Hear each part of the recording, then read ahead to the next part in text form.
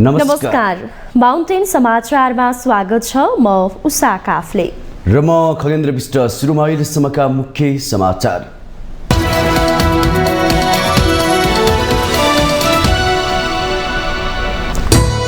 बहुपक्षीय प्राविधिक तथा आर्थिक सहयोगका लागि बंगालको खाडी देशको प्रयास। बिमस्टेक बडापत्र संसदबाट अनुमोदन। प्रावधानमाथि छलफलपछि सर्वसम्मत पारित। सम्झौताको दस्तावेज संविधान पूर्ण नभएको प्रधानमन्त्री प्रचण्डको टिप्पणी। बालुवाटार र संसदबाट मात्रै समाजवादी क्रान्ति सम्भव नहुने झलनाथ खनालको जिकिर। विश्वासको मतलेको 24 घण्टा नबित्दै बागमतीका मुख्यमन्त्री जमकट्टेले गरे 2 पटक मन्त्रीपरिषद विस्तार। कर्णाली प्रदेशका मुख्यमन्त्री आज विश्वासको मत लिने तयारीमा।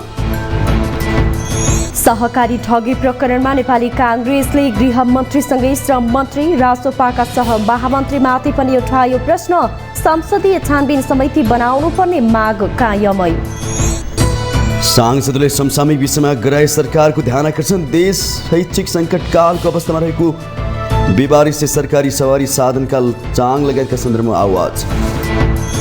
इजिप्टका राष्ट्रपति अब्देल फतह अल सिसीले तेस्रो कार्यकालका लागि लिए शपथ। 2023सम्म सत्ता सम्हाल्ने निश्चित। राष्ट्र निर्माणको बाटोमा अगाडि बढिरहने प्रतिज्ञा। र इन्डियन प्रिमियर लिगको जारी सिजनमा रोयल च्यालेन्जर्स बेङ्गलोरको तेस्रो हार। घरेलु मैदानमा पाउने टोली लखनऊ सुपर जायन्ट्ससँग 28 रनले पराजित।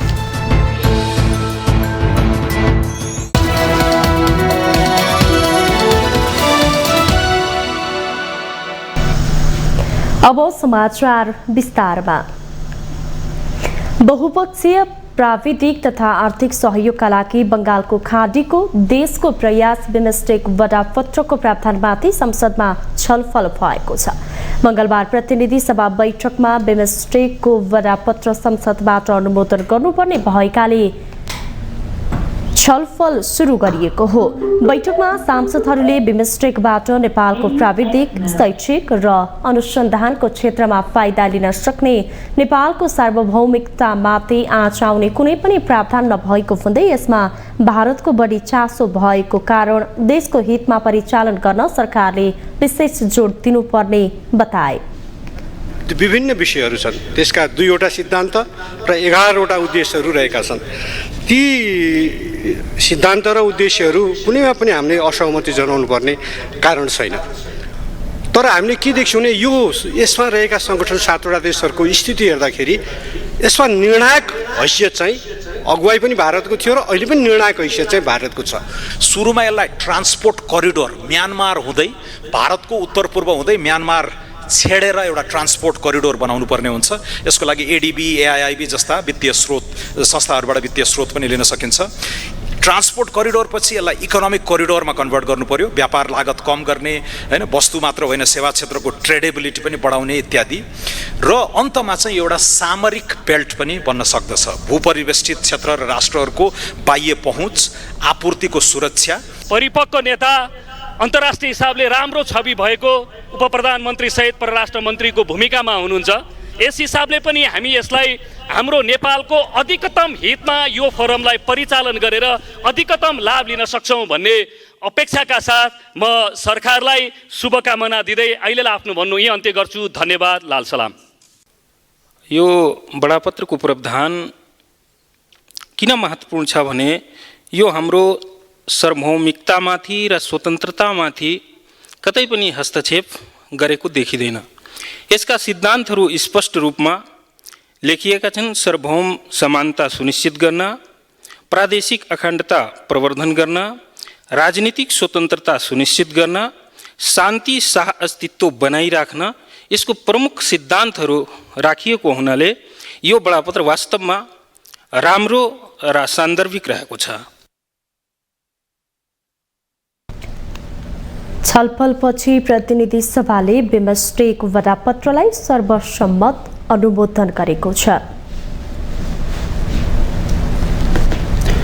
प्रधानमन्त्री तथा माओवादी केन्द्रका अध्यक्ष पुष्पकमल दाहाल प्रचण्डले वर्तमान संविधान सबै किसिमले पूर्ण नरहेको टिप्पणी गर्नुभएको छ। मङ्गलबार काठमाडौँमा समाजवादी मोर्चाको अन्तर्क्रिया कार्यक्रममा प्रचण्डले अहिलेको संविधान सम्झौताकै दस्तावेज भएकाले पूर्ण नरहेको टिप्पणी गर्नुभएको हो। उहाँले अहिले नयाँ सत्ता समीकरण प्रधानमन्त्री बन्नका लागि नबनाएको भन्दै समाजवादको आधार तयार पार्ने उद्देश्यले रहेको प्रस्ट्याउनुभयो।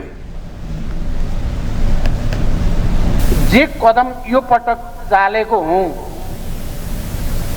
मैले प्रधानमन्त्री पदको निम्ति चालेको बिल्कुल होइन भन्ने कुरा मलाई लाग्छ तपाईहरू सबैले, राजनीतिक दल नेताहरूले पनि बुझ्ने नै कुरा छ। यो समाजवादको आधार तयार पार्ने उद्देश्यप्रति इमान्दार भएर नेपालको राष्ट्रिय स्वाधीनतालाई सुदृढ गर्नुपर्ने आवश्यकताप्रति इमान्दार भएर केही जोखिम, केही चुनौती देख्दा देख्दै पनि चालिएको कदम हो।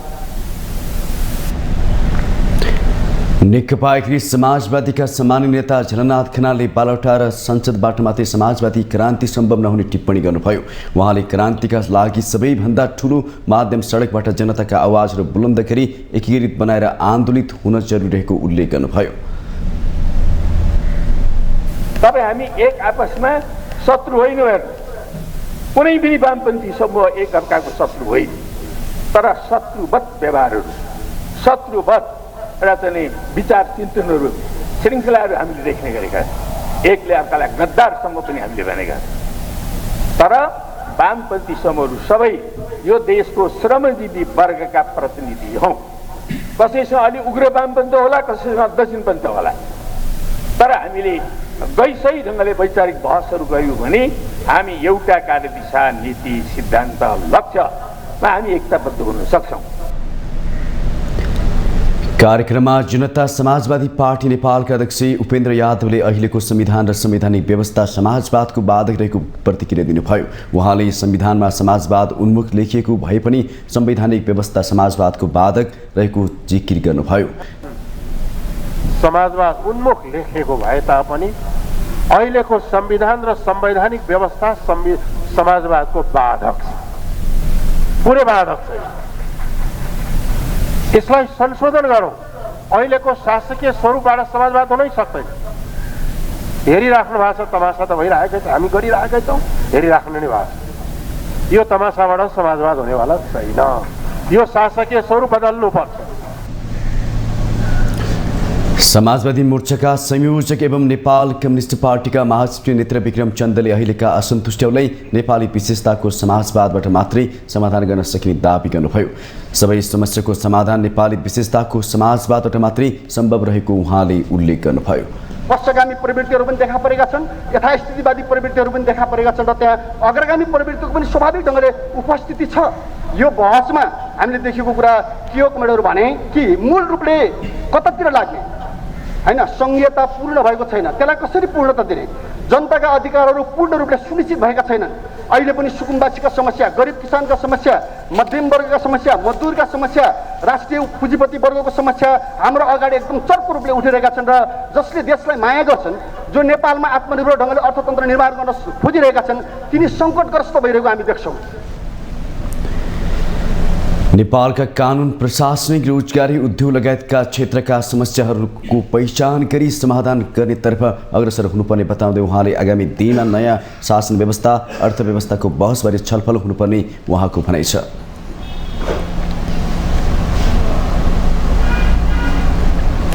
बागमती प्रदेशमा मङ्गलबार एकै दिन नेकपा एमालेबाट नियुक्त भएका 4 र नेकपा एसके एकजना मन्त्रीले छुट्टा छुट्टै समयमा पद तथा गोपनीयताको शपथ लिएका छन्।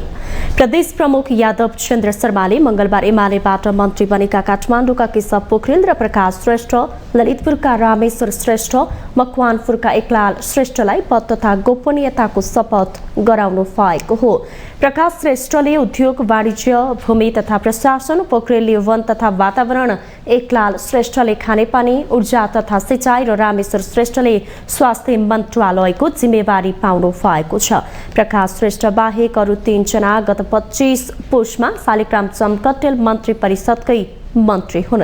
यसअघि मङ्गलबार बिहान जमकटेलले नेकपा एकीकृत समाजवादीकी रमा आले मगरलाई बिना विभागीय मन्त्री नियुक्त गरिसक्नु भएको छ। उहाँले पनि पद तथा गोपनीयताको शपथ समेत लिइसक्नु भएको छ। त्यस्तै कर्णाली प्रदेशमा भने मुख्यमन्त्री राजकुमार शर्माले विश्वासको मत लिने प्रयोजनका लागि बोलाइएको कर्णाली प्रदेश सभाको बैठक स्थगित भएको छ। दिउँसो 3 बजेका लागि बोलाइएको बैठक एमाले र माओवादी केन्द्रका नेताहरूबीच भएको छलफल निष्कर्षमा नपुगेपछि स्थगित गरिएको हो। कर्णाली प्रदेशका मुख्यमन्त्री राजकुमार शर्माले आज विश्वासको मत लिने भनिएको छ। मंगलबार बसेको माओवादी कर्णाली प्रदेश संसदीय दलको बैठकले विश्वासको मत लिनुपर्ने निर्णय गरेको हो। सत्ता गठबन्धनका शीर्ष नेताहरूबीच कर्णाली सरकारको नेतृत्व नेकपा एमाले लिने सहमति भएको छ। नेपाली काङ्ग्रेसले गृहमन्त्री रवि लामिछानेको नाम सहकारी अपसलमा नाम मुछिएको विषयमा छानबिन गर्न संसदीय समिति गठनको माग दोहोर्याएको छ। राष्ट्रसभा सभापति लामिछाने गृहमन्त्री हुनासाथ छानबिन प्रक्रिया रोकिएको भन्दै काङ्ग्रेसले यसबाट विश्वासको सङ्कट उत्पन्न भएको जनाएको छ। मंगलबार प्रतिनिधि सभा बैठकमा समय माग गरी नेपाली काङ्ग्रेसका सांसद रामकृष्ण यादवले सहकारी प्रकरणको अनुसन्धानमा सहयोग गर्न गृहमन्त्री रवि लामिछानेलाई समेत आग्रह गर्नुभयो। सांसद यादवले निष्पक्ष छानबिन गरेर सत्य तथ्य बाहिर नल्याएसम्म गृहमन्त्रीले आरोपले नछोडेर जिन्दगीभरि लखेट्ने बताउनुभयो। उहाँले राष्ट्रिय स्वतन्त्र पार्टीका उपसभापति तथा श्रम रोजगार तथा सामाजिक सुरक्षा मन्त्री डोल प्रसाद अर्याल र राष्ट्रपतिकै सहमहामन्त्री कविन्द्र बुर्लाकोटी पनि हाम्रो नयाँ कृषि सहकारी संस्थामा हुँदा निक्षेपकर्ताको 4 करोड रुपियाँभन्दा बढी रकम फिर्ता नदिएको बताउनुभयो। राष्ट्रसभाका यी 2 नेताहरूमाथि पनि निष्पक्ष छानबिन गर्न उहाँले माग गर्नुभयो। निष्पक्ष छानबिन गरेर सत्य तथ्य बाहिर नल्याएको सन्दर्भमा यो आरोपले तपाईलाई कहिले छोड्ने छैन। त्यसकारण समिति बनाएर यो विषयमा अनुसन्धान हुने कुरा यो तपाईकै हितमा हुन्छ।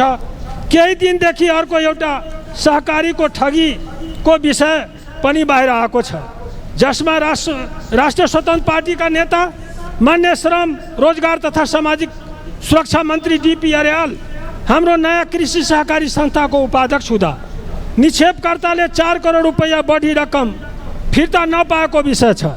अर्याल मात्र होइन, सामान्य सभामुख महोदय सोही सहकारीमा राष्ट्रिय स्वतन्त्र पार्टीका सहमहामन्त्री कविन्द्र बुर्लाकोटी समेत सहकारीको सञ्चालक थिए। सांसद यादवले सहकारी प्रकरणमा छानबिन गर्न संसदीय समिति बनाउनु पर्ने नेपाली काङ्ग्रेसको अनिवार्य शर्त भएको पनि स्पष्ट पार्नुभयो।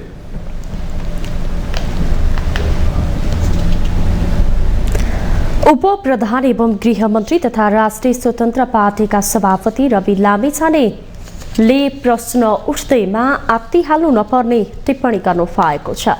मंगलबार संसद भवन परिसरमा सञ्चारकर्मीहरूसँग कुरा गर्दै मन्त्री लामिछानेले पार्टी उपसभापति एवं श्रम रोजगार तथा सामाजिक सुरक्षा मन्त्री डोल प्रसाद अर्याल र सहमहामन्त्री कविन्द्र बुर्लाकोटीको नाम पनि सहकारी प्रकरणमा मुछिएको बारेमा प्रश्न उठ्दैमा आत्तिन आवश्यक नरहेको टिप्पणी गर्नुभएको हो। उहाँले प्रमाणित भएको तथ्य र प्रचारबाजीमा फरक रहेको जिकिर गर्नुभयो। सदनमा उठेका कुरामा आफूले जवाफ दिन पाउनुपर्ने लामिछानेले माग गर्नुभयो। अब अरूलाई थाहा छ छैन थाहा छैन, म चाहिँ जर्नलिजमकै ब्याकग्राउन्डबाट आएको हुनाले मलाई कतिपय समाचारका कारखानाहरू थाहा छ, कुन रङ्गमा कुन ढङ्गमा छापिन्छ भन्ने पनि थाहा भएको हुनाले प्रश्न उठ्दैमा आत्तिनुपर्ने कुरा त केही पनि छ।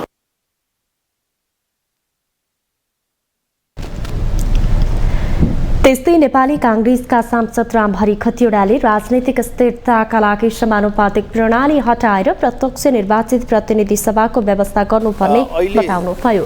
सांसद खतिवड़ाले राजनैतिक स्थिरताका लागि प्रत्यक्ष निर्वाचित प्रतिनिधि सभा हुनुपर्ने तर्क गर्नुभएको हो। जुन प्रत्यक्ष निर्वाचितमा कतिपय ठाउँहरूमा दलितको फाल्टे सिट, महिलाको फाल्टे सिट छ भने त्यो पनि गरौँ, बरु 240वटा निर्वाचन क्षेत्र गरौँ, प्रदेशमा समानुपातिक नराखौँ, सङ्घमा राष्ट्रिय सभा समानुपातिक राखौँ र संविधान संशोधन गरौँ। यसमा सबै पार्टीहरू जान सक्यौँ भने हामीले संविधान सभाबाट संविधान जारी गऱ्यौँ, अधिकार स्थानीय तहमा पुर्यायौँ, तर स्थिर सरकार नभएर काम गर्ने वातावरण भएन। सधैँ सत्ताका लागि मात्रै लुछारतिरी गर्नु पर्यो, यो अन्त्य हुन्छ। एमालेका सांसद ठाकुर प्रसाद गैरीले प्रदेश सरकार केन्द्रीय सत्ता सत्तारूढ गठबन्धनमा रहेका दलहरूको नेतृत्वमा बन्नु अनिवार्य भएको तर्क गर्नुभयो। प्रतिनिधि सभा बैठकपछि सञ्चारकर्मीहरूसँग कुराकानी गर्दै सांसद गैरेले केन्द्रीय सत्तारूढ गठबन्धनमा आबद्ध दलहरूकै नेतृत्वमा प्रदेश सरकार बन्नु अनिवार्य भएको बताउनुभयो। तलका चाहिँ कामहरू चाहिँ त्यही अनुसारले हुन्छन्। त्यसमा केही अहिले जुन प्रकारको केही असमञ्जस्यता देखिएको छ त्यसको नेताहरूले बसेर थप समाधानसहित प्रस्तुत हुनुपर्छ र त्यो हुनेछ भन्ने मैले विश्वास राख्छु। सांसद गैरेले प्रदेश सरकार गठनका क्रममा देखिएका समस्याहरूको हल हुँदै जाने विश्वास व्यक्त गर्नुभयो।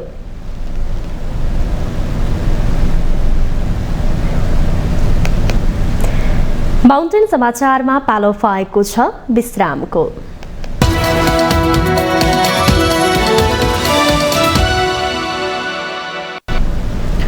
विश्रामपछि स्वागत छ बाँकी समाचार।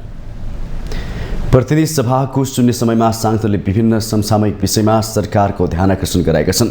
मंगलबार प्रतिनिधि सभा बैठकको शून्य समयमा सांसदले देशको शैक्षिक सङ्कटकालको अवस्थामा रहेको सरकारी निकायको सर्भर डाउन हुने बढ्दो क्रम, सहकारी र सरकारी कार्यालयमा बेवारिसी, सहरी साधन लगायतका सन्दर्भमा सरकारको ध्यान आकर्षण जानुपर्ने जोड दिएका हुन्। भाइ बहिनीहरू सहभागी भइरहेका छन्, तर एउटा महत्त्वपूर्ण तथ्य भने धेरैको ध्यान पुगेको देखिँदैन।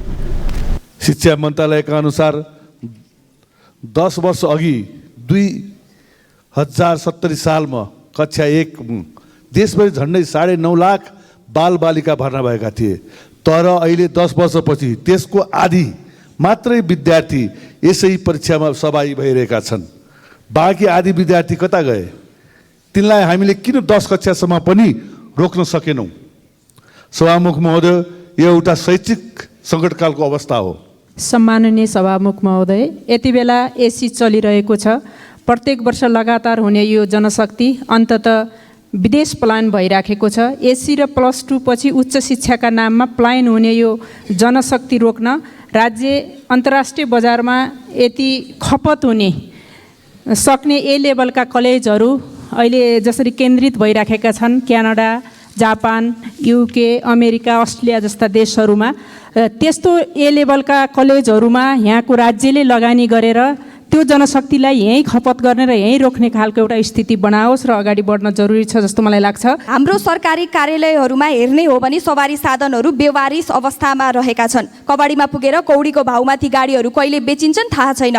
तर सभामुख महोदय, सामानको मोल चिन्ने हो भने त्यस्ता पुराना पेट्रोलियम सवारीलाई विद्युत सवारीमा रूपान्तरण गर्न सकिन्छ र विद्युतीय सवारीमा परिणत गर्ने हो भने ती गाडीले धेरै देशभित्र उत्पादन भएको विद्युतलाई समेत खपत गर्न सहयोग पुर्याउँछ। सभामुख महोदय, 2078 साल चैत्र 11 गते भौतिक पूर्वाधार तथा यातायात मन्त्रालयले इन्धन प्रणालीमा वातावरण मैत्री वा ऊर्जा क्षमतामूलक फेरबदल गर्न 3 वर्षसम्मका लागि छुट दिने व्यवस्था गर्ने सूचना राजपत्रमा प्रकाशित गरेको थियो।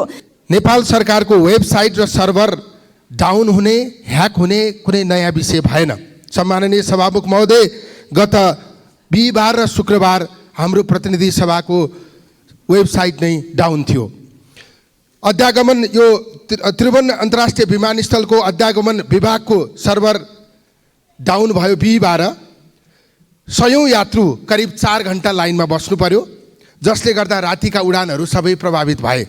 सोही दिन भन्सार विभाग आशिकोडा सफ्टवेयर डाउन हुँदा भन्सार कार्यालयको काम करिब 5 घण्टा अवरुद्ध भयो। आजको मुख्य सम्पत्ति भनेको डेटा हो। राज्यले आफ्नो डेटाको सुरक्षा त गर्न सक्दैन भने यसले नागरिकको डेटाको सुरक्षा कसरी गर्न सक्छ? हवाई यातायात र अग्नि दुर्घटना सधैँ साथ चल्ने गर्छन्। त्यही हुनाले हामीले कुनै पनि विमानस्थलमा गयौँ भने प्रशस्त मात्रामा दमकलहरू देख्न सक्छौँ। नेपालमा पनि हालसालै पोखरा र भैरवा अन्तर्राष्ट्रिय विमानस्थलहरू खोलेका छौँ। हामीलाई आगलागी हुन सक्छ भन्ने ज्ञान छ। हामीले दमकलहरू किन्यौँ किनभने त्यसमा कमिसन आउँछ, तर आगलागी भएको खण्डमा मानव क्षति हुन सक्छ भन्ने हामीले किन सोचेनौँ? यो दुवै अन्तर्राष्ट्रिय विमानस्थल स्थापना भएको सहरहरूमा जलन अस्पताल नहुनु कति उपयुक्त हो? सभामुखज्यू, यो बारेमा सरकार, नागरिक उड्डयन मन्त्रालय र यो सदनको ध्यान आकर्षण गराउन चाहन्छु। चाँडोभन्दा चाँडो जलन अस्पताल स्थापना गरी यी अन्तर्राष्ट्रिय विमानस्थललाई न्यूनतम मापदण्डमा ल्याउन जोरदार माग राख्दछु। अन्य सांसदले आफ्नो जिल्ला र निर्वाचन क्षेत्रसँग सम्बन्धित विकास निर्माणबारे आवाज उठाएका छन्। राष्ट्रिय प्रजातन्त्र पार्टी राप्रपाका अध्यक्ष राजेन्द्र लिङदेनले कुनै पनि प्रकारको सत्ता केन्द्रित गतिविधिमा सामेल नहुने स्पष्ट गर्नु भएको छ। सबै प्रदेशमा नयाँ सत्ता समीकरण बनाउने गृह कार्य भइरहेका बेला अध्यक्ष लिङदेनले राप्रपा कुनै पनि प्रकारको सत्ता केन्द्रित गतिविधिमा सामेल नहुने स्पष्ट गर्नु भएको हो। मंगलबार काठमाडौँमा आयोजित काठमाडौँ गीतको भिडियो सार्वजनिक गर्दै अध्यक्ष लिङदेनले कुनै पनि प्रकारको गठबन्धनमा आफ्नो पार्टी सामेल हुने सोच नबनाएको दावी गर्दै नयाँ सत्ता समीकरण बन्न साथ आफूहरूले कुनै पनि गठबन्धनमा सामेल नहुने जानकारी गराएको पनि स्मरण गराउनुभयो। सोच बनाएको छैन। हामीले यो अहिले पछिल्लो सत्ता समीकरण बनिसकेपछि स्पष्ट रूपमा भनेका छौँ, राष्ट्रिय प्रजातन्त्र पार्टी सत्ता केन्द्रित कुनै पनि प्रकारको गतिविधिमा सामेल हुँदैन। देशको अहिलेको अवस्था परिवर्तनको लागि व्यवस्था परिवर्तन गर्न आन्दोलन अगाडि बढाएको शान्तिपूर्ण हुन्छ, अहिंसात्मक हुन्छ र काठमाडौँको केन्द्रमै हुन्छ। राष्ट्रिय प्रजातन्त्र पार्टीले आगामी चैत्र 27 गते वर्तमान व्यवस्था विरुद्ध विशाल प्रदर्शनको तयारी गर्दै आएको छ। अध्यक्ष लिङदेनले त्यसको तयारी अन्तिम चरणमा पुगेको पनि बताउनुभयो।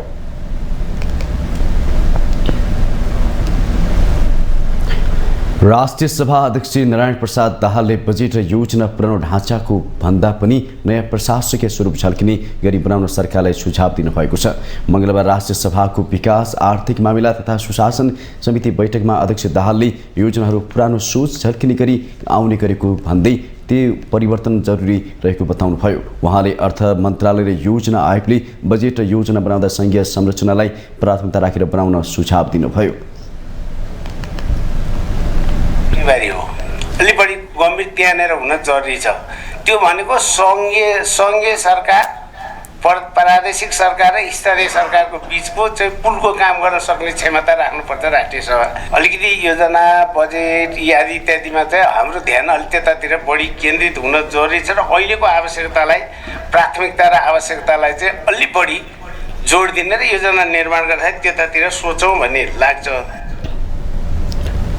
बैठकमा समितिका सदस्यहरूले बजेट उत्पादकता र रोजगारी बढाउनेमा केन्द्रित हुनुपर्नेमा जोड दिए। बैठकमा अधिकांश सांसदले राष्ट्रिय आवश्यकता र क्षमताको आधारमा बजेट बनाएर अर्थतन्त्रका समस्या समाधान हुनुपर्ने बताए। बैठकमा अर्थ मन्त्रालयका सचिव डाक्टर कृष्ण हरि पुष्करले बजेट निर्माण गर्दा पहुँचका आधारमा योजना छनौट नहुने दावी गर्नुभयो। उहाँले अर्थ मन्त्रालय विकासको आफै विज्ञ नभएको भन्दै विज्ञता आधारमा मन्त्रालयले बजेट उपलब्धता गराउने स्पष्ट गर्नुभयो।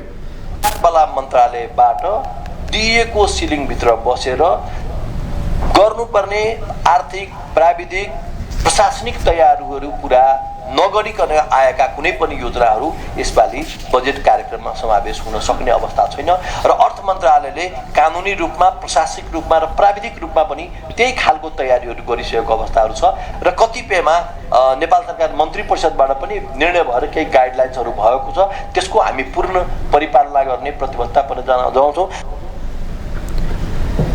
उहाँले आगामी वर्षको बजेट आम निराशाचिर र उत्साह जगाउँदै सरकारको प्रतिबद्धता अनुरूप आउने दावी गर्नुभयो।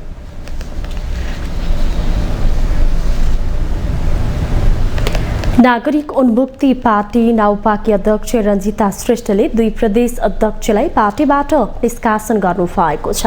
अध्यक्ष श्रेष्ठले गण्डकी प्रदेशका अध्यक्ष राजन गुरुङ र बागमती प्रदेशका अध्यक्ष दीप बहादुर योनचन्द तामाङलाई पार्टीबाट निष्कासन गरेको पत्र पठाउनु भएको हो। पत्रमा पार्टीका संस्थापक केन्द्रीय सदस्यहरू रामलाल डगौरा थारू र रमेश विश्वकर्मालाई कुटपिट तथा भद्र व्यवहार गरेकोले निष्कासन गरिएको उल्लेख छ। सत्ता समीकरण फेरिएसँगै पार्टी अध्यक्ष रञ्जिता र संरक्षक रेशम चौधरी बीच विवाद बढेको छ। रञ्जिताले वर्तमान सत्ता गठबन्धनलाई समर्थन गरे पनि उहाँका पति तथा पार्टीका संरक्षक रेशम त्यसको विपक्षमा उभिनु भएको छ। यही विवादको क्रममा सोमबार पार्टी केन्द्रीय कार्यालय अनामनगरमा रञ्जिता र रेशम पक्षका नेताहरूबीचको टाकुट भएपछि 2 जनालाई निष्कासन गरिएको हो। रेशम पक्षबाट कुटिएका मध्ये एक रमेशले सोमबार नै पत्रकार सम्मेलन गरी आफूहरूमाथि कुटपिट भएको र ज्यानको असुरक्षा बढेको भनिसक्नु भएको छ। लगत्तै रमेशले रञ्जिताकै कारण आफू आत्महत्याको तहमा पुगिसकेको भावनात्मक प्रतिक्रिया दिँदै पार्टी विभाजनको संकेत दिनु भएको थियो। रमेशले पनि 23 र 24 गते बैठक बसेर कारबाहीको चेतावनी दिनु भएको छ।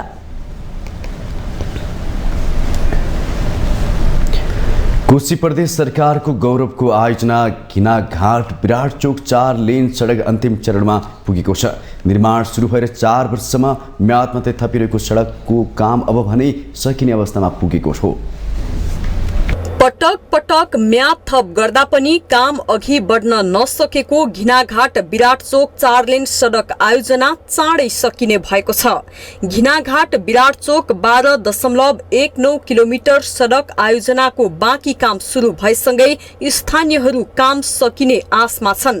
कोशी प्रदेश सरकारले सार्वजनिक खरिद नियमावलीको 13औं संशोधन मार्फत एक पटकका लागि म्याद थप गर्न सक्ने व्यवस्था गरेपछि घिनाघाट विराट चोक सडक खण्डको बाँकी काम चाँडै सम्पन्न हुने निश्चित भएको हो। अब यस्तो छ, अब यदि अब 13औं संशोधनमा प्रश्न के लेखेको छ भने थप भएको म्यादभित्र पनि कार्य सम्पन्न भएन भने चाहिँ नि स्वनिर्माण व्यवसायलाई चाहिँ कालो सूचीमा राखेर कारबाही गर्ने भनेर चाहिँ 13औं संशोधनमा स्पष्ट लेखिदिएको छ। र अर्को कुरा के भने उहाँहरूको म्याद थप जुन नभएको कारणले चाहिँ नि उहाँले पेश गरेको लगभग 2.5 करोड जतिको बिल चाहिँ यो कार्यालयबाट पेमेन्ट उहाँहरूलाई गर्न सकेका छैनौँ। किनभने अब योजनाको म्यादै छैन, म्यादै नभइकन अब उहाँलाई रकम भुक्तानी गर्ने कुरा भएन।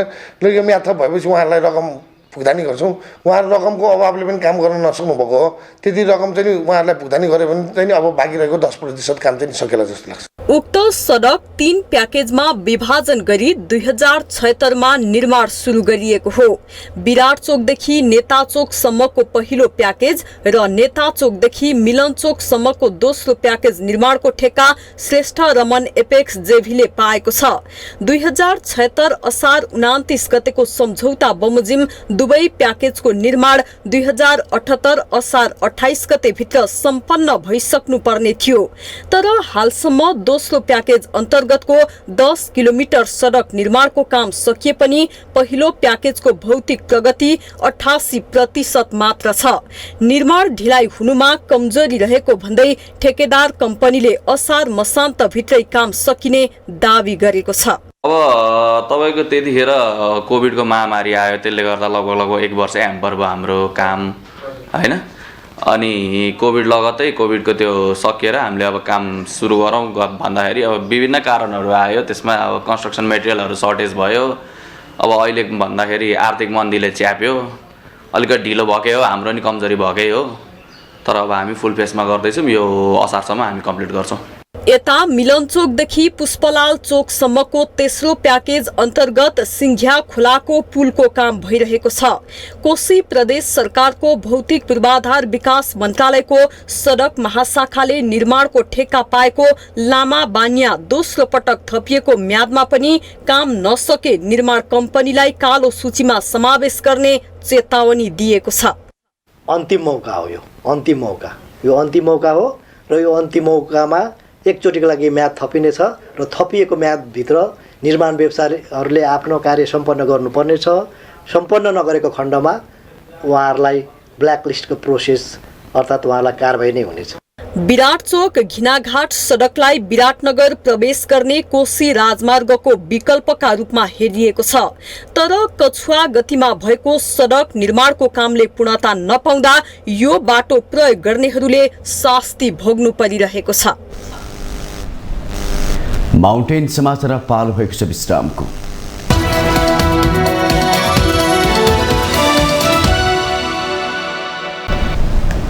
विश्रामपछि पुनः स्वागत छ। अब बाँकी समाचार।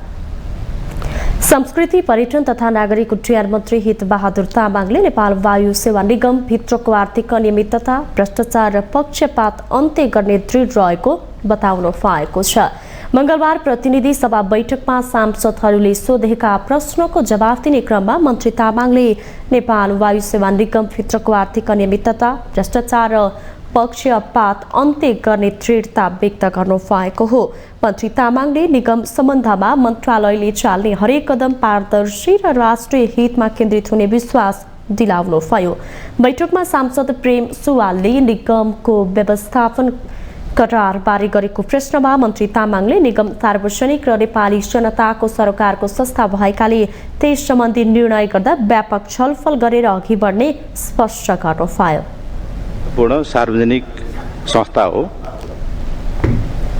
निगमको संस्थागत सुधार, व्यावसायिक विकास मार्फत नेपालको हवाई यातायातको क्षेत्रमा योगदान सहित पर्यटन क्षेत्रको प्रवर्धनमा उल्लेखनीय योगदान पुर्याउने गरी मन्त्रालयले सुधारको पहल कदमी लिँदै गरेको छ। विभिन्न सुधारका समितिहरू गठन गरी सुझाव प्राप्त गर्दै कार्यान्वयनमा लगिरहेको छ। मन्त्री तामाङले निगमका सम्बन्धमा लिने कुनै पनि निर्णय ढाकछोप गर्ने पर्ने कुनै कारण नरहेको स्पष्टीकरण पनि दिनुभयो।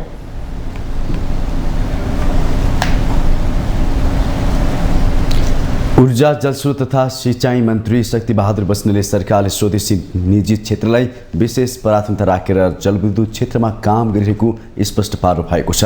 मंगलबार प्रतिनिधि सभा बैठकमा सांसदहरूको जिज्ञासामा जवाब दिँदै मन्त्री बस्नेतले स्वदेशी निजी क्षेत्रलाई विशेष प्राथमिकतामा राखेर ऊर्जा क्षेत्रमा काम गरिरहेको स्पष्ट गर्नुभएको हो। मन्त्री बस्नेतले नेपालको जलविद्युत क्षेत्रमा स्वदेशी तथा विदेशी निजी क्षेत्रको समानता रहेको उल्लेख गर्दै विशेष प्राथमिकता भने स्वदेशी निजी क्षेत्र दिएको प्रस्ताउनुभयो। उहाँले नेपालको संविधानले समृद्धिका लागि निजी क्षेत्र, सहकारी क्षेत्र र सरकारको भूमिकाको स्पष्ट व्यवस्था अनुसार लगानी गर्ने गरिएको पनि स्मरण गराउनुभयो। संविधानले गरेको व्यवस्था नै हो सरकारको, हरेक सरकारको लागि संविधानले व्यवस्था गरेको बमोजिम संविधानले व्यवस्था गरेका नीति निर्देशक सिद्धान्तहरू, अन्य कानुनी व्यवस्थाहरू जे छन् त्योद्वारा नै सरकार निर्देशित हुने हो। अब अहिले हाम्रो संविधानले हामीलाई गरेको मार्गदर्शन, संविधानको अहिलेको संवैधानिक व्यवस्था भनेको सरकार सार्वजनिक क्षेत्र, निजी क्षेत्र, सहकारी क्षेत्र, सामुदायिक क्षेत्रको साझेदारीमा आर्थिक विकास र समृद्धिको यात्रा तय गर्ने र समृद्धि हासिल गर्ने जो हाम्रो संवैधानिक व्यवस्था छ। मन्त्री बस्नेतले जलविद्युतको विकासमा नेपालले केही वर्षभित्रै फड्को मार्ने दाबी समेत गर्नुभयो।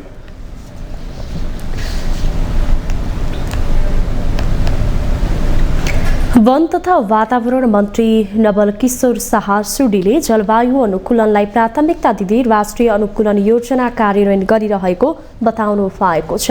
मंगलबारको प्रतिनिधि सभा बैठकमा सांसदहरूको प्रश्नमा मन्त्री सुडीले जलवायु अनुकूलनलाई प्राथमिकता दिएर सन् 2050 सम्मको लागि मध्यमकालीन र दीर्घकालीन रणनीति सहितको राष्ट्रिय अनुकूलन योजना तयार भई कार्यान्वयनमा रहेको जानकारी गराउनु भएको हो। उहाँले यस योजनामा 8 विषयगत क्षेत्र र 2 अन्तर सम्बन्धित क्षेत्रमा 64वटा प्राथमिकता प्राप्त कार्यक्रमहरू पहिचान गरिएको उल्लेख गर्नुभयो। उहाँले सन् 2045 सम्ममा शून्य कार्बन उत्सर्जनको लक्ष्य सहितको दीर्घकालीन रणनीति लागू गरेको पनि बताउनुभयो। मन्त्री सुडीले अन्तर्राष्ट्रिय जलवायु संयन्त्रहरूमा पहुँच र जलवायु वित्तको प्रभाव बढाउने र पर्वतीय मुलुकहरू र हिमाली क्षेत्रमा परेको जलवायुका असरहरूसँग जुझ्न सरकार प्रतिबद्ध रहेको स्पष्ट पार्नुभयो। सञ्चालन गरिरहेको छ। अन्तर्राष्ट्रिय जलवायु संयन्त्रहरूमा पहुँच बढाए, जलवायु वित्तको प्रभाव बढाउने र पर्वतीय मुलुकहरू र हिमाली क्षेत्रमा परेको जलवायुका असरहरूसँग जुझ्न समेत क्षमता विकास गर्न नेपाल सरकार प्रतिबद्ध छ। उहाँले वातावरण व्यवस्थापनका लागि अन्तर्राष्ट्रिय स्तरबाट आउने वित्तमा कमी नहुने विश्वास व्यक्त गर्नुभयो। सञ्चार तथा सूचना प्रविधि मन्त्री रेखा शर्माले सार्वजनिक प्रसारण क्षेत्रको पुनः संरचना गर्ने प्रयास भइरहेको बताउनु भएको छ। मङ्गलबार सिंहदरबारमा रेडियो नेपालको वार्षिक उत्सवको अवसरमा आयोजित समारोहलाई सम्बोधन गर्दै मन्त्री शर्माले सार्वजनिक प्रसारण क्षेत्रको पुनः संरचना गर्ने प्रयास भइरहेको बताउनु भएको हो। उहाँले नेपाल टेलिभिजन र रेडियो नेपाल एकीकरण गरी थप स्वतन्त्र स्वायत्त र जन उत्तरदायी सार्वजनिक प्रसारणको रूपमा विकास गर्न सार्वजनिक सेवा प्रसारण विधेयकमाथि प्रतिनिधि सभामा छलफल भइरहेको जानकारी पनि दिनुभयो। विगतमा जस्तै सरकारी सञ्चार माध्यमलाई सरकारको प्रचारकको रूपमा मात्रै नभई जनताको आवाज उठाउने माध्यमका रूपमा विकास गर्नुपर्ने मन्त्री शर्मा भनाइ छ। उहाँले सार्वजनिक सेवा प्रसारण विधेयक पारित भएपछि रेडियो नेपाल र नेपाल टेलिभिजन सार्वजनिक प्रसारणमा रूपान्तरण हुने भन्दै अहिलेदेखि नै तयारी थाल्नुपर्ने आवश्यकता रहेको बताउनुभयो।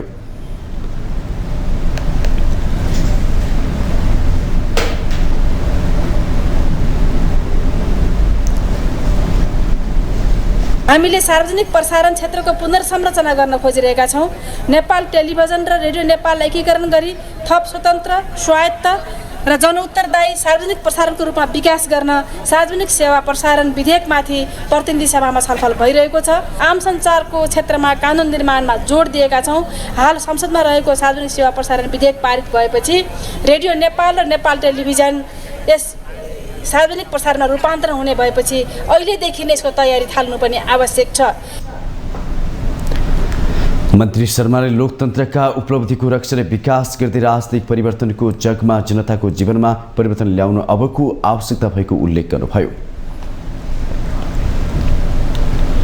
हामीसँग आर्थिक अन्तर्राष्ट्रिय खेल समाचार बाँकी नै छन्। माउन्टेन समाचारमा पालो भएको छ विश्रामको।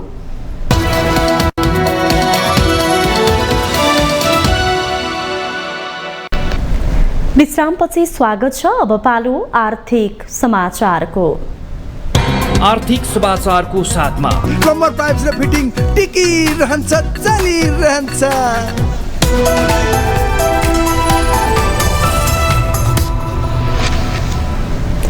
चालू आर्थिक वर्षमा नेपालको आर्थिक वृद्धि 3.3% हुने विश्व बैंकले प्रक्षेपण गरेको छ।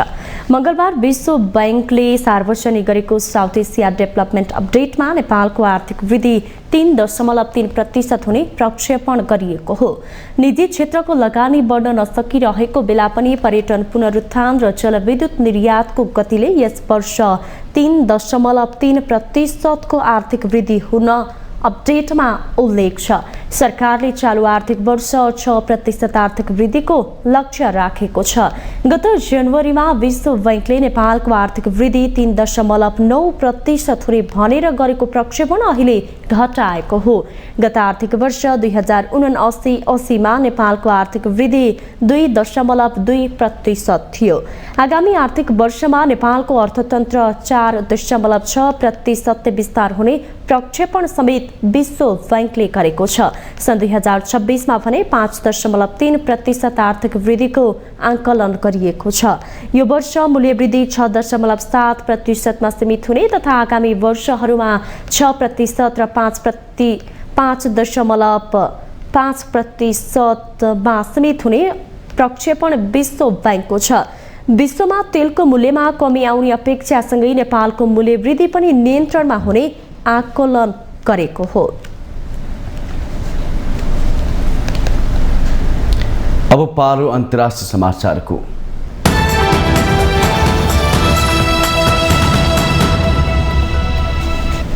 इजिप्टका राष्ट्रपति अब्देल फतह अल सिसीले तेस्रो कार्यकालका लागि शपथ लिनु भएको छ। एक दशकदेखि इजिप्टको सत्तामा रहेका 69 वर्षीय पूर्व सेना प्रमुख सिसी अब सन् 2030सम्म मुलुकको प्रमुख बन्ने निश्चित भएको छ। सिसीले मुलुकको सिमानामा रहेका गाजा र सुडानमा भइरहेको युद्धका बीच बढ्दो तनावका बेला गम्भीर आर्थिक मन्दीसँग जुझ्न अर्बौं नयाँ ऋण र लगानीका साथ कार्यकाल सुरु गरेको अन्तर्राष्ट्रिय सञ्चार माध्यमहरूले जनाएका छन्।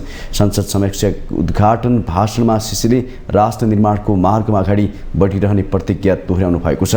सिसीले कामप्रति वफादार रहने बाचा गर्दै मुलुकको हित बाहेक अन्य कुरालाई नहेर्ने सङ्कल्प पनि गर्नुभयो। इजिप्टले गहिरो आर्थिक सङ्कट उच्च मुद्रास्फीतिसँग लडिरहेको भन्दै सिसीले आधुनिक लोकतान्त्रिक राज्य बनाउने जनआकाङ्क्षा साकार बनाउने प्रतिज्ञा गर्नुभएको छ। विपक्षी प्रतिद्वन्द्वीहरूलाई पाखा लगाएर होस वा जेल पठाएर सिसीले 89% भन्दा धेरै मतका साथ निर्वाचित हुनुभएको हो। तत्कालीन राष्ट्रपति मोहम्मद मर्सी सन् 2013 मा अवदस्त भएपछि रक्षा मन्त्री सिसी सत्तामा आउनुभएको हो। सन् 2014 र 2018 मा करिब 97% मत पाएर सिसी पुनः राष्ट्रपतिमा निर्वाचित हुनुभएको थियो। भारतीय योग गुरु बाबा रामदेव र उहाँका सहयोगी आचार्य बालकृष्ण भारतको सर्वोच्च अदालतमा उपस्थित हुनुभएको छ। पतञ्जलि आयुर्वेदको भ्रामक विज्ञापनको मुद्दामा रामदेव र बालकृष्ण मंगलबार भारतीय सर्वोच्च अदालतमा हाजिर भएको भारतीय सञ्चार माध्यमहरूले जनाएका छन्। सर्वोच्चले उहाँहरूलाई निर्देशनको पालना नगरे कारबाही भोग्नको लागि तयार रहन समेत भनेको छ। पतञ्जलि आयुर्वेदको भ्रामक विज्ञापन सम्बन्धी मुद्दामा सर्वोच्च अदालतले दुवैलाई चेतावनी दिएको छ। पतञ्जलिले गत महिना उक्त विषयमा माफी मागे पनि अदालतले कम्पनीको यस प्रकारको माफी पर्याप्त नभएको ठहर गरेर हाजिर हुन आदेश दिएको थियो। सर्वोच्च अदालतले 27 फेब्रुअरीमा पतञ्जलिलाई विद्युतीय र छापा माध्यमबाट आफ्ना उत्पादनका सबै भ्रामक विज्ञापन तत्काल हटाउन आदेश दिएको थियो। अब पालो खेल समाचारको।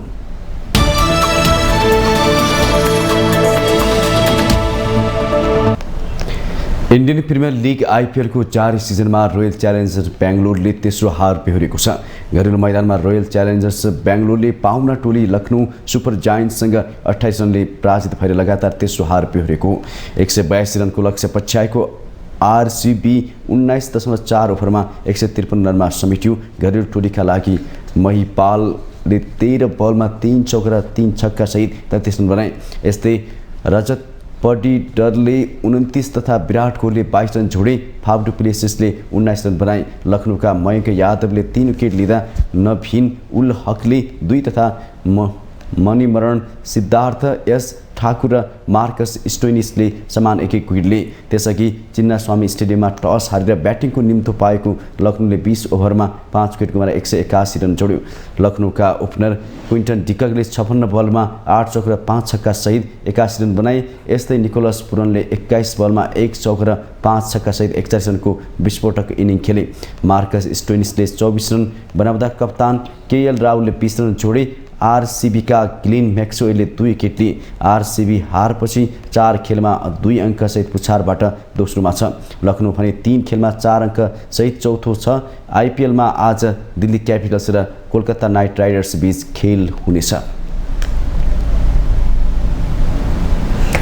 एसएमएस फ्रेन्डशिप कप त्रिकोणात्मक टी20 श्रृङ्खलामा नेपालले लगातार दोस्रो जित हात पारेको छ। पहिलो खेलमा गुजरात विरुद्ध 2 विकेटको जित निकालेको नेपालले मंगलबार बरोडालाई 27 रनले हराएको हो। गुजरातको वापीमा नेपालले दिएको 157 रनको लक्ष्य पछ्याएको बरोडाले 20 ओभरमा सबै विकेट गुमाएर 129 रन मात्र जोड्यो। बरोडाका लागि फानु फानियाले 38, बाबा खानले 27, कप्तान विष्णु सोलाङ्कीले 25 र अमित पार्सीले 14 रन छोडे। नेपालका करण केसीले 3 तथा सम्पाल कामी र अविनाश बोहराले 2-2 विकेट लिए। त्यसअघि पहिले ब्याटिङ गरेको नेपालले निर्धारित 20 ओभरमा 6 विकेट गुमाउँदै 156 रन छोड्यो। नेपालका लागि कुशल मल्लले 25 बलमा 3 चौका र 2 छक्का सहित अभिजित 40, कप्तान रोहित पौडेलले 18 र अनिल शाहले 25 र सन्दीप जोराले 16 बलमा 29 रन बनाए। बरोडाका बाबा खानले 2 विकेट लिए। नेपालले अब तेस्रो खेलमा बुधबार गुजरातको सामना गर्नेछ। नेपालले एससीसी प्रिमियर कप तथा विश्वकपको तयारीका लागि यो त्रिकोणात्मक श्रृङ्खला खेलेको हो। राष्ट्रिय खेलकुद परिषद राखेपका सदस्य सचिव टङ्कलाल घिसिङले खेलकुदको सर्वोच्च निकाय राखेपको जानकारीमा नभएको शीर्षक बजेटमा समावेश भएर आउने गरेको खुलासा गर्नुभएको छ। राखेपले मंगलबार आयोजना गरेको कार्यक्रममा सदस्य सचिव घिसिङले राखेपको जानकारीमा नभएको शीर्षक बजेटमा समावेश भएर आउने गरेको खुलासा गर्नुभएको हो। राखेपले नबनाएको योजना परिकल्पना प्रस्ताव बजेटमा समावेश हुँदै आएको गलत प्र्याक्टिस सामना गर्नु परेको सदस्य सचिव घिसिङले गुनासो गर्नुभयो। खेलकुदमा यसै पनि थोरै बजेट हुने र त्यसमा पनि कार्यक्रमहरू गर्न आफ्नो नियन्त्रणमा नहुने बजेटले समस्या भइरहेको उहाँको भनाइ छ। उहाँले खेलकुदको निकायसँग प्राविधिक जानकारी बिना नै रङ्गशालामा बनिरहेको भन्दै चर्को आलोचना गर्नुभयो।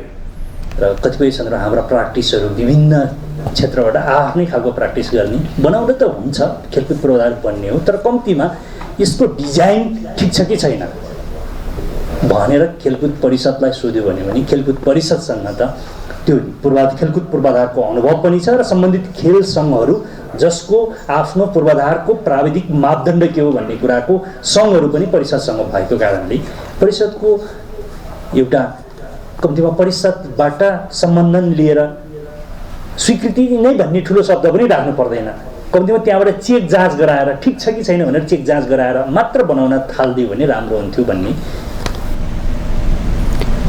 उहाँले खेल्ने नै मैदान या कबड हल बनाउनुभन्दा पनि ठुल्ठुला रङ्गशाला निर्माण गर्न होडबाजी भइरहेको उल्लेख गर्दै त्यसलाई रोक्न आवश्यक रहेको तर्क समेत गर्नुभयो। प्रत्येक नगरपालिका या वडामा पनि स्टेडियम भन्दा पनि ट्रेनिङ सेन्टर बनाउन स्थानीय निकायलाई आग्रह गर्नुभयो। खेलाडी पलायनलाई रोक्न आगामी बजेटमा केही योजना समावेश हुने राखेको सदस्य सचिव घिसिङको विश्वास छ। आगामी बजेटमा खेलाडीको स्वास्थ्य बिमा लगायत विषय समावेश हुने उहाँको भनाइ छ।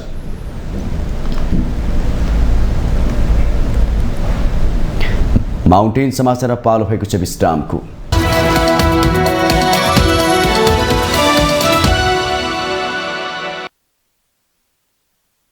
सँगै हामी माउन्टेन समाचारको अन्त्यमा आइपुगेका छौँ। जाँदा जाँदै अहिलेसम्मका मुख्य समाचार पुनः एकपटक।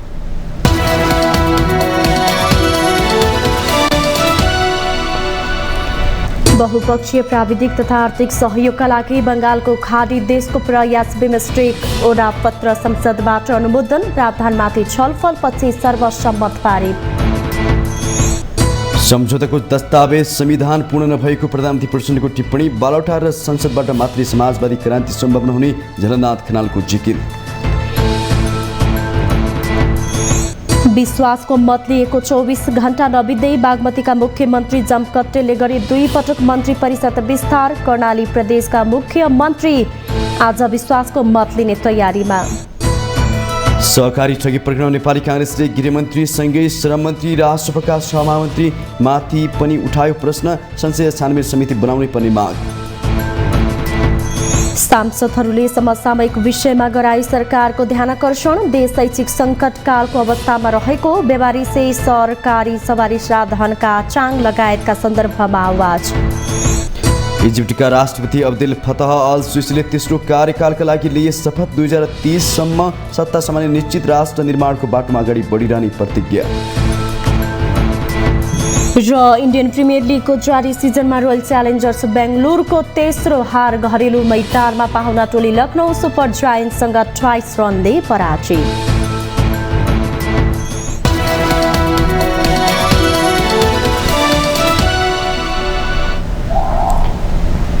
माउन्टेन समाचार अहिले सकियो। सत्य तथ्य र निष्पक्ष समाचारका लागि माउन्टेन टेलिभिजन HD हेर्दै रहनुहोला। नमस्कार।